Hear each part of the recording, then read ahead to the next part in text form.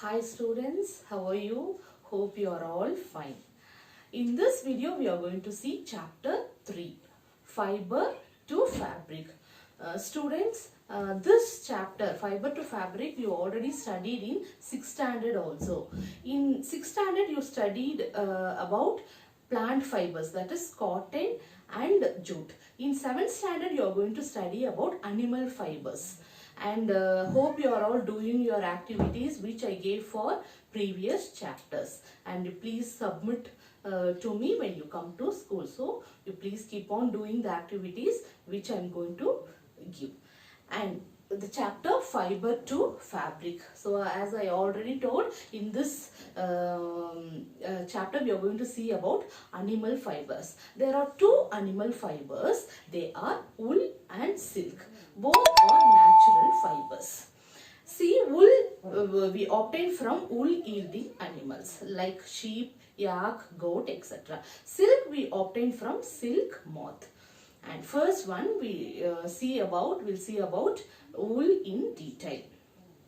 It comes from wool yielding animals, and I'm going to give some list of wool yielding animals, and this will be one of your activities. Like you want to collect the pictures of wool yielding animals. So the name of wool yielding animals are sheep, goat, Angora goat, rabbit, camel, yak, llama, alpaca, etc. So you want to collect the pictures of wool yielding animals. And wool is obtained from the fleece of these animals. Fleece is hair of the animals, and these animals have very thick coat of hair. Students, do you know why they are having thick coat of hair?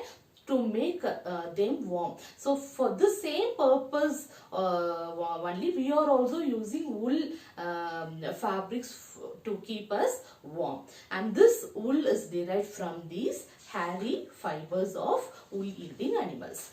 Now we'll see types of hairs. There are two types of hairs in wool yielding animals. One is coarse beard hair, and another one is fine soft under hair. This fine soft under hair is attached, or it is close to its skin. Among these two types, this fine soft under hair is selected for yielding wool. And this wool yielding animals having fine soft under hairs are selected, reared, and it is subjected for breeding to get fine and good quality of wool. This type of process of breeding selected wool yielding animals are called selective breeding. And we'll see how fibers, or this hairy fibers, are converted into wool. So initial step for this is rearing and breeding of wool yielding animals. Rearing is nothing but growing and taking care, growing in large numbers and taking care by giving them good nutritious food and all other essential things. That is called rearing. And breeding is making them to give birth to their young ones for the mass collection of wool. So the initial step is rearing and breeding. And next is processing fiber to wool. So in the processing of fiber to wool, there are many steps. We will see step by step. Step 1 is shearing. So step 1 is called shearing. Shearing is a process of removal of fleece of sheep along with the thin layer of skin is called shearing. So what is shearing? The removal of hairs or fleece of wool yielding animals along with the thin layer of sheep is called shearing. I told this fine under skin, under hair, that is most preferred hair, it is somewhat closely attached to the skin, I told, no, under the topic kinds of hair. So that along with the skin, thin skin, the fleece is removed. This type of process is called shearing.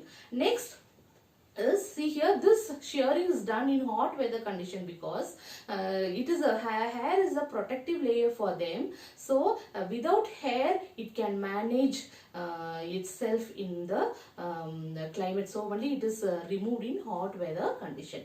Next step is scouring. Scouring is a process of washing the sheared skin along with the hair in large tanks to remove dirt, dust and grease. Grease is present in the hairs of wool yielding animals because grease is one of the natural wax which is secreted by the sebaceous glands of these type of animals. So it is washed.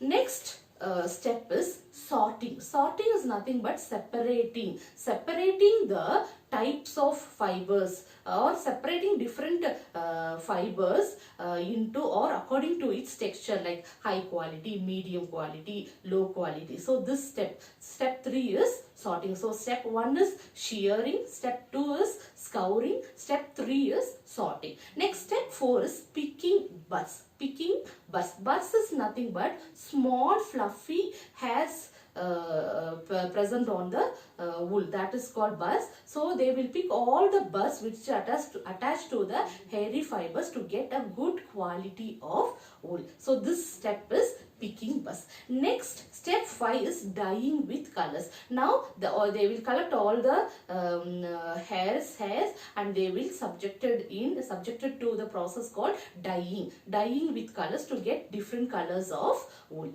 This is what step 5. Next is step 6, that is yarn making. Yarn making is nothing but joining together the thin fibers of hairs to make a thick strand called yarn, and this is done by straightening the hairy fibers, combing and rolling. So by this method yarn is prepared. Now the yarn is prepared, then it is subjected for making fabrics. So this is what the fabrics obtained from wool.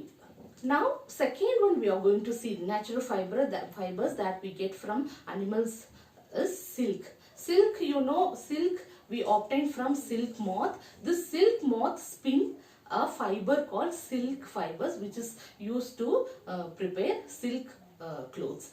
And for this purpose rearing of silkworm is done. The process of rearing of silkworm is called sericulture.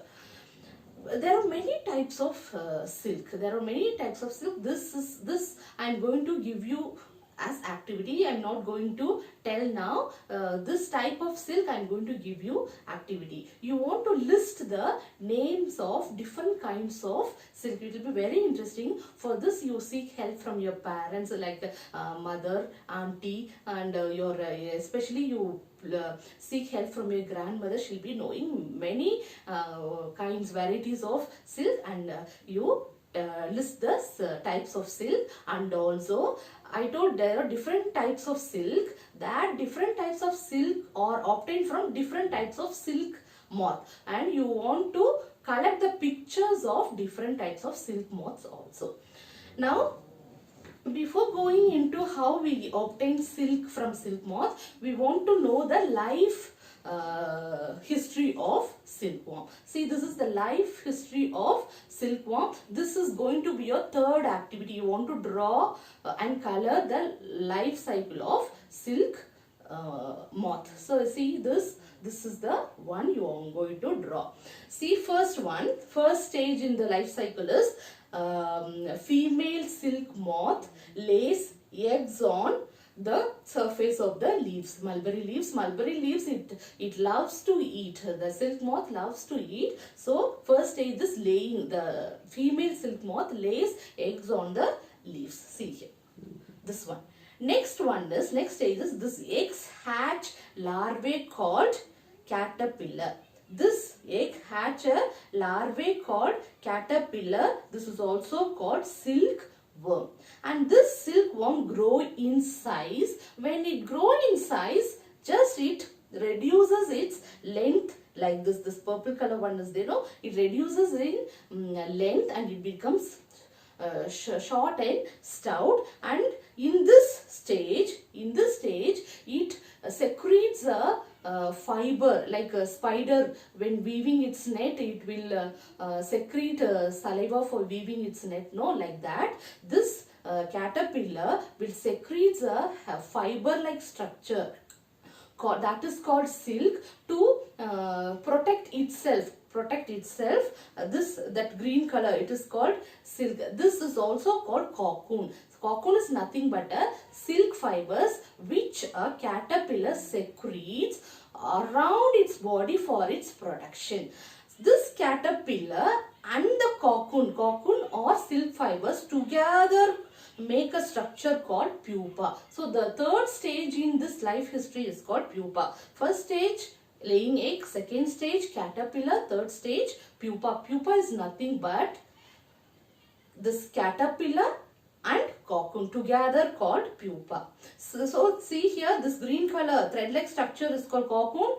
From cocoon, silk fiber, that are also called silk fibers. From that only we are obtaining silk. So this is the very important stage in sericulture, and also it is a very important stage in silk production. Next, this caterpillar matures and it comes out of the pupa and it transforms to a adult silk moth, and again it lays egg. Like that, its life cycle goes on again and again. So this is the life cycle of silk moth.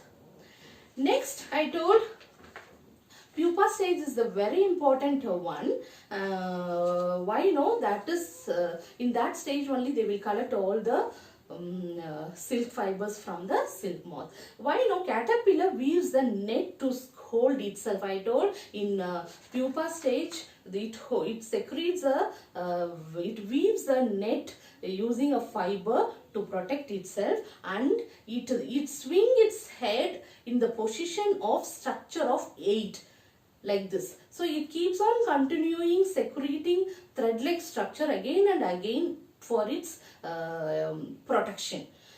During these movements of head, it secretes a fiber that is called silk fiber. It is made up of protein. When at that stage, pupa stage, they will collect all the silk fibers from them, and they are exposed to that silk fibers. When they are exposed to the air, it becomes more harder, very hard. It will be very harder than the threads of steel. See how, imagine how it is very hard. It will be harder than the strands of steel. See, we know steel will be very hard. This silk fibers made up of protein, when exposed to air, it will be very hard. It becomes very harder than that steel strand. Now caterpillar covers itself by silk fibers and turn to pupa. This covering made up of silk fibers called cocoon. Cocoon, see here, this cocoon stage is very, very important. At that stage only collection or harvesting of silk fibers takes place. Now, the process of obtaining silk from silk moth is called sericulture. There are three processes, three main processes in the sericulture. They are, first one, rearing of silkworms. Rearing means growing in mass, large quantities to get large quantities of silk. That is called rearing of silkworms. It is feeded with more mulberry leaves, and it is feeded with all its essential things for its good growth. Next step is reeling of silk from cocoon. I told third one is the pupa stage. In that stage only they will get all that silk fibers which is secreted by the silk for its protection. That step is called reeling of silk from silk moth, and it is exposed to air to make it more harder. Next, third process, final process is processing of raw silk. That cocoon, that is fiber which is secreted by the silk moth for its protection, that is called raw silk. This raw silk is processed to make a fabric. So there are three main processes in sericulture. One is rearing of silkworm, second one is reeling of silk from cocoon, and last one is processing raw silk to fabrics to get silk sarees and other silk cloths. And this is about this chapter, fiber to fabric. And students, and I want you to recollect fiber to fabric chapter that you studied in 6th standard. It's full of plant fibers. Recall it, and if you want to recall, I have posted one video related to that. That is class 6 science chapter 3 fiber to fabric. Please, I have posted in our YouTube school YouTube channel. Open it and you go through it and you recollect it. And this is the continuation. So only I am telling that, go and see that. Then this is the continuation. When you see this, it will be very clear that is both are related. And do all the activities. So activities for this chapter is 3 activities I have already told during my explanation, and again I'm telling. First one is collect pictures of animals whose hair is used as wool, that is wool yielding animal, pictures of wool yielding animal. Second one, list the kinds of silk. For this, you seek help from your mother, aunt or grandmother. Under that, you want to collect pictures of different types of silk moth. Third one, you want to draw and color life cycle of moth. For this, you can refer this diagram. I'm going to show this closer. See this. Egg silk. This female silk moth lays egg on leaf that transform to caterpillar stage. Next to caterpillar stage is pupa.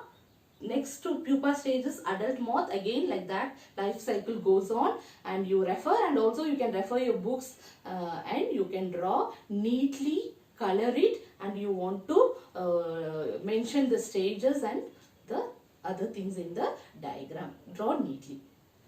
Thank you.